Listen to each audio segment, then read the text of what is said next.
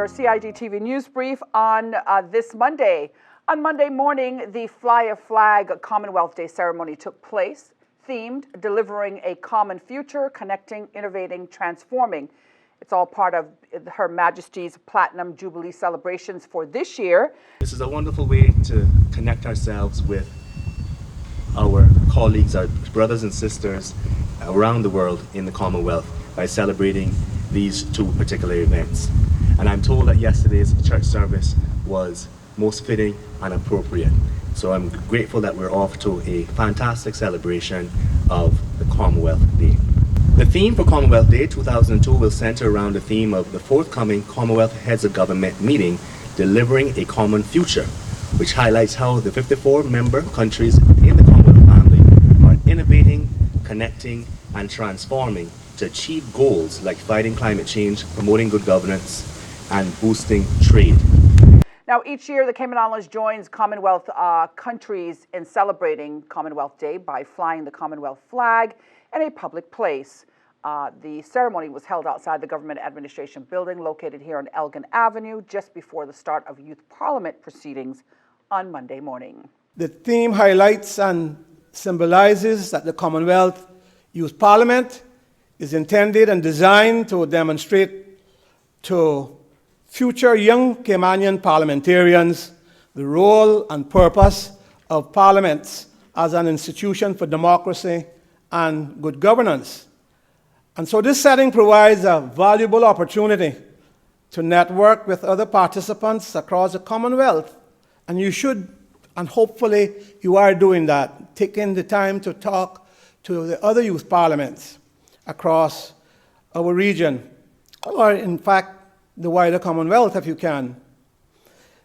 Well, 24 students from Grand Cayman and Cayman Brac have been preparing for their day in Parliament.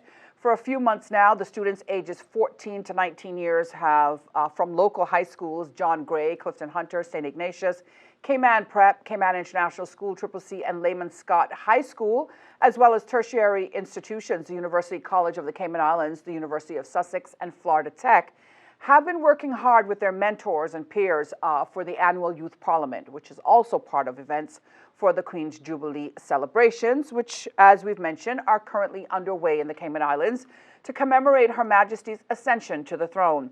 Participating as government and opposition bench members, as well as official members and parliamentary officials, the youth parliamentarians debated two timely topics.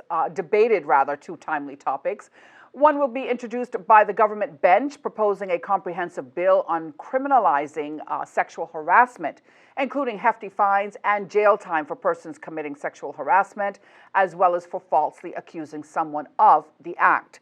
Now, the call is also for educational institutions to formulate a sexual harassment policy.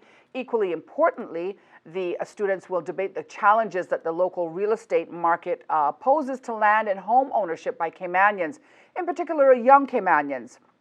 The youth parliamentarians have had pointers on debating, researching, presentation, their conduct in the House, the rules of the House, and how Parliament works, as well as information and guidance from organizing committee members who are all members of Parliament. Now, once again, local law firm Harney's picked up the tab as the sole sponsor of the 15th Commonwealth Parliamentary Association Youth Parliament that is organized by the local branch of the CPA. Of course, you can watch the proceedings on demand on the Cayman Islands Government YouTube channel if you didn't have an opportunity to catch it today. Well, the Cayman Islands Fire Service has acquired 2 additional Oshkosh Striker Aviation fire trucks as part of an ongoing fleet modernization plan. Well, I think this puts us in a great position with the arrival of these 2 additional Strikers that adds to the 3 from last year to put us in a position where we're, for the next 10 to 15 years, we're second to none in the world in regards to aviation, firefighting, and rescue. Acting Chief Officer for the Ministry of Home Affairs, Michael Ebanks, says the enhanced capability is primarily aimed at facilitating larger aircraft like the British Airways 777 aircraft, which regularly arrives and departs from Grand Cayman and is welcomed by the Cayman Islands Fire Service and their key aviation partners, the CAA and CIAA. The 2 new trucks are equipped with state-of-the-art technology that will allow the CIFS to provide a more efficient and effective rapid response service to airport operations with a response time of 0 to 50 miles per hour in 32 seconds. Now, fire officials say they're working with Oshkosh partners to ensure officers are trained effectively with new improved fire and rescue techniques.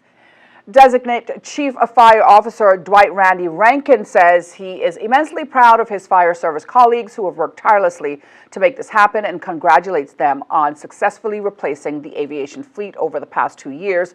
With a fleet of 5 Oshkosh Strikers, the service now has the equipment and vehicles to provide a first-class aviation, fire, and rescue service and support the Cayman Islands government's vision for a world-class civil service. Turning now to our weather forecast, tonight calls for partly cloudy skies with a 30% chance of showers.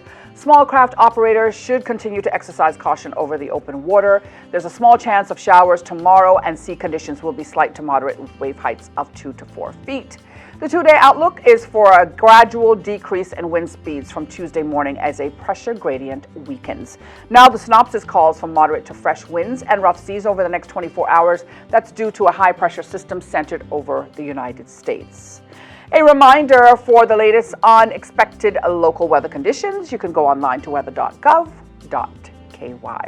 That's it for tonight's news brief here on CIG Television. I'm Donna Bush, as always, thanking you for joining us, wishing you, of course, a safe and wonderful night, and inviting you back here again tomorrow. Until then, bye-bye for now.